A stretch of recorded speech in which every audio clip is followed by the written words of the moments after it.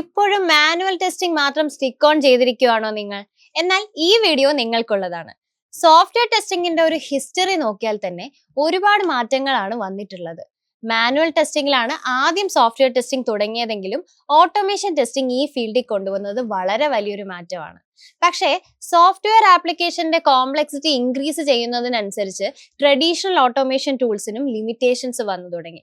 This is where artificial intelligence steps in. Artificial intelligence software ടെസ്റ്റിംഗിന്റെ മുഖഛായ തന്നെ മാറ്റിക്കൊണ്ടിരിക്കുകയാണ്. Self learning, predictive analytics, automation beyond simple scripts എന്നിവയിലൂടെ പുതിയൊരു ടെസ്റ്റിംഗ് രീതിയാണ് നടന്നു വരുന്നത്.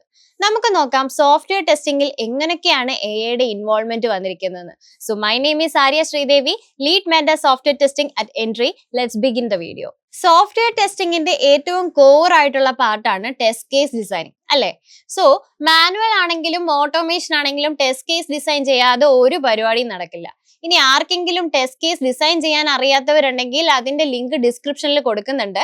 ടെസ്റ്റ് കേസ് ഡിസൈനിങ് ചെയ്യാൻ നമുക്ക് ഏറ്റവും അത്യാവശ്യം എന്താ? ടെസ്റ്റ് സിനാരിയോസ്, അല്ലെ? സോ എക്സിസ്റ്റിംഗ് കോഡ് റിപ്പോസിറ്ററീസും യൂസർ ബിഹേവിയർ ലോഗ്സും ഒക്കെ വെച്ച് ക്രിട്ടിക്കൽ ടെസ്റ്റ് സിനാരിയോസിനെ ഈ AI ബേസ്ഡ് ആയിട്ടുള്ള ടെസ്റ്റിംഗ് ടൂൾസ് ഐഡന്റിഫൈ ചെയ്യുന്നു. അതേപോലെ ഒരു പ്രൊഡക്റ്റിൽ എന്തെല്ലാം റിസ്ക് വരാമെന്ന് നോക്കി ഹൈ പ്രയോറിറ്റി ടെസ്റ്റ് കേസസ് തന്നെ ആദ്യം ഡിസൈൻ ചെയ്യുന്നു. ഓട്ടോമേഷൻ ടെസ്റ്റിംഗ് മെഷീൻ ഡിപെൻഡന്റ് ആണെന്ന് പറഞ്ഞാലും അവിടെ കംപ്ലീറ്റ്ലി ഹ്യൂമൻ ഹെൽപ്പ് വേണ്ട ഒരു കാര്യമാണ് മെയിൻറ്റെയിനിങ് ടെസ്റ്റ് കേസസ്. സോ ഇവിടെ ആ ഒരു പണിയില്ല. ഇപ്പോൾ നമ്മൾ AI ടൂൾസ് ആണ് യൂസ് ചെയ്യുന്നതെങ്കിൽ UI ചേഞ്ചസ് വരുന്നതിനനുസരിച്ച് ഓട്ടോമേഷൻ സ്ക്രിപ്റ്റിനെ മെയിൻറ്റെയിൻ ചെയ്യുവാൻ സാധിക്കുന്നു. ടെസ്റ്റ്ലിം, കാറ്റലോൺ പോലെയുള്ള ടൂൾസ് യൂസ് ചെയ്താൽ ഓട്ടോമാറ്റിക്കലി ചേഞ്ചസ് വരുന്നതിനനുസരിച്ച് സ്ക്രിപ്റ്റ് മോഡിഫൈ ചെയ്യാനും പറ്റുന്നു.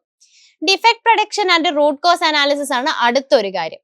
പാസ് ഡിഫക്ട്സിനെയും എക്സിക്യൂഷൻ ലോഗ്സിനെയും അതേപോലെ ഇതുവരെ വന്ന ഡിഫക്ട് പാറ്റേൺസ് എല്ലാം അനലൈസ് ചെയ്ത് എക്സിക്യൂഷന് വളരെ മുമ്പ് തന്നെ എവിടെയാണ് ഡിഫക്റ്റ് വരാൻ ചാൻസ് ഉള്ളതെന്ന് പ്രഡിക്റ്റ് ചെയ്യുന്ന ഒരു രീതിയാണിത്.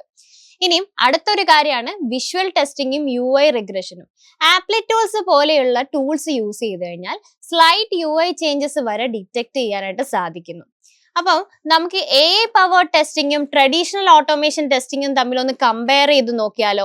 ഇത് കമ്പയർ ചെയ്യുമ്പോൾ നമുക്ക് മനസ്സിലാകും why AI is a game changer എന്നുള്ളത്. ട്രഡീഷണൽ ഓട്ടോമേഷൻ ടെസ്റ്റിങ്ങിൽ കംപ്ലീറ്റ് ആയിട്ട് സ്റ്റാറ്റിക് സ്ക്രിപ്റ്റിംഗ് ആണ് നടക്കുന്നത്. അതായത് നമ്മൾ ഒരു ആപ്പിനകത്തിൽ എന്തെങ്കിലും ഒരു കോഡ് ചേഞ്ച് വരുത്തി കഴിഞ്ഞാൽ അതിനനുസരിച്ച് ടെസ്റ്റർ എന്ത് ചെയ്യണം? സ്ക്രിപ്റ്റിലും ആ ചേഞ്ച് വരുത്തണം. പക്ഷേ AI ബേസ്ഡ് ഓട്ടോമേഷൻ ആണെങ്കിൽ ML ഡ്രിവൺ ടെസ്റ്റ് മെയിൻ്റനൻസ് ആണ് നടക്കുന്നത്. അപ്പോൾ ആപ്ലിക്കേഷനിൽ എന്തെങ്കിലും ചേഞ്ച് വരുന്നതിനനുസരിച്ച് ഓട്ടോമാറ്റിക്കലി സ്ക്രിപ്റ്റും ചേഞ്ച് നടക്കുന്നു. ട്രഡീഷണൽ ഓട്ടോമേഷൻ ടെസ്റ്റിൽ സിനറിയോസ് ക്രിയേറ്റ് ചെയ്യുവാനും മാനുവൽ ഇന്റർവെൻഷൻ ആവശ്യമാണ്. പക്ഷേ AI ബേസ്ഡ് ആണെങ്കിലോ പ്രീവിയസ് ഫെയിലിയേഴ്സിനെ ബേസ് ചെയ്ത് ടെസ്റ്റ് കേസസ് ജനറേറ്റ് ചെയ്യുന്നു. അതേപോലെ ട്രഡീഷണൽ ടൈം ഒരുപാട് എടുക്കുന്ന ഒരു പ്രോസസ്സാണ് debugging and root cause analysis. പക്ഷേ AI ബേസ്ഡ് ആകുമ്പോൾ ഡിഫക്ട് പ്രൊഡക്ഷൻ കേപ്പബിലിറ്റി വളരെ കൂടുതലാണ് ഉള്ളത്. അപ്പോൾ ഇതിന് ഹെൽപ്പ് ചെയ്യുന്ന കുറച്ച് ടൂൾസിനെ പരിചയപ്പെട്ടാലോ? ആദ്യമേ ടെസ്റ്റും.io. സോ ഇവിടെ നമ്മൾ നേരത്തെ പറഞ്ഞു സെൽഫ് ഹീലിംഗിന്റെ ഒരു കാര്യം പറഞ്ഞിട്ടുണ്ടായിരുന്നു. അപ്പൊ സെൽഫ് ഹീലിംഗ് ടെസ്റ്റ് ഓട്ടോമേഷൻ ആണ് ഈ ഒരു പെർട്ടിക്കുലർ ടൂളിന്റെ ഒരു ഫീച്ചർ എന്ന് പറയുന്നത്. Next one is Applitools. So AI driven visual testing ആണ് ഈ ആപ്ലി ടൂൾസിന്റെ ഒരു മേജർ ഫീച്ചർ. അടുത്തതായി mabl. So intelligent exploratory testing ആണ് മേബിളിന്റെ ഒരു പ്രത്യേകത. Next one is ഫങ്ഷനൈസ്.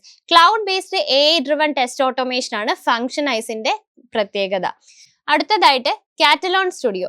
സോ കാറ്റലോൺ സ്റ്റുഡിയോയിൽ നമുക്ക് ഈ ഫീച്ചേഴ്സ് എല്ലാം തന്നെ കിട്ടും. Record and play back use ചെയ്തിട്ട് വർക്ക് ചെയ്യുന്ന ഒരു ടൂളാണ് കാറ്റലോൺ സ്റ്റുഡിയോ എന്ന് പറയുന്നത്. അപ്പൊ ഇത്രയും കേട്ടപ്പോൾ തന്നെ നിങ്ങൾക്കൊരു ഡൗട്ട് വന്നു കാണും, AI സോഫ്റ്റ്വെയർ ടെസ്റ്റേഴ്സിനെ റീപ്ലേസ് ചെയ്യുമോ എന്ന്. Not a complete replacement. AIക്ക് ഹ്യൂമൻ ടെസ്റ്റേഴ്സിന്റെ എഫേർട്സിനെ കുറച്ചും കൂടി കുറയ്ക്കുവാനും അതുപോലെ നമ്മൾ ടെസ്റ്റിംഗ് എഫിഷ്യൻസി കൂട്ടുവാനായിട്ടും ഒക്കെ സാധിക്കുന്നു.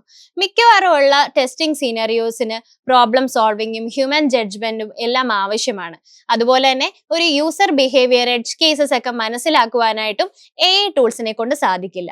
AI ടൂൾസിന് ജസ്റ്റ് പ്രീ ഡിഫൈൻഡ് പാറ്റേൺസും അതുപോലെ കോംപ്ലക്സ് ആയിട്ടുള്ള സിനറിയോസിനെ സോൾവ് ചെയ്യാനും പാസ്റ്റ് എക്സ്പീരിയൻസ് വെച്ചിട്ടുള്ള ഡിഫക്ട്സിനെ ഫൈൻഡ് ചെയ്യാനായിട്ട് സാധിക്കുള്ളൂ. AIക്ക് എപ്പോഴും സോഫ്റ്റ്വെയർ ടെസ്റ്റേഴ്സിന്റെ റോൾസ് എൻഹാൻസ് ചെയ്യാനാണ് പറ്റുന്നത്.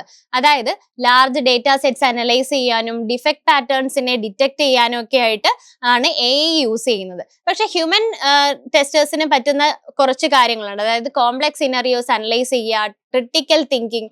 അപ്പൊ ഇങ്ങനെയുള്ള കാര്യങ്ങൾ ഉള്ളതുകൊണ്ട് തന്നെ AI ഒരിക്കലും സോഫ്റ്റ്വെയർ ടെസ്റ്റേഴ്സിനെ നമുക്ക് റീപ്ലേസ് ചെയ്യില്ല. സോ അതുകൊണ്ട് തന്നെ എക്ക് സോഫ്റ്റ്വെയർ ടെസ്റ്റിംഗിൽ എന്താണ് കാര്യം എന്ന് മനസ്സിലായല്ലോ. അതേപോലെ ഇപ്പോഴും മാനുവൽ ടെസ്റ്റിംഗ് മാത്രം മതി സർവൈവ് ചെയ്യാൻ എന്ന് കരുതുന്നവരുണ്ടെങ്കിൽ സൂക്ഷിച്ചോ. ഇപ്പൊ ഓക്കെ ആണേലും ഭാവിയിൽ പണി കിട്ടാൻ ചാൻസ് ഉണ്ട്.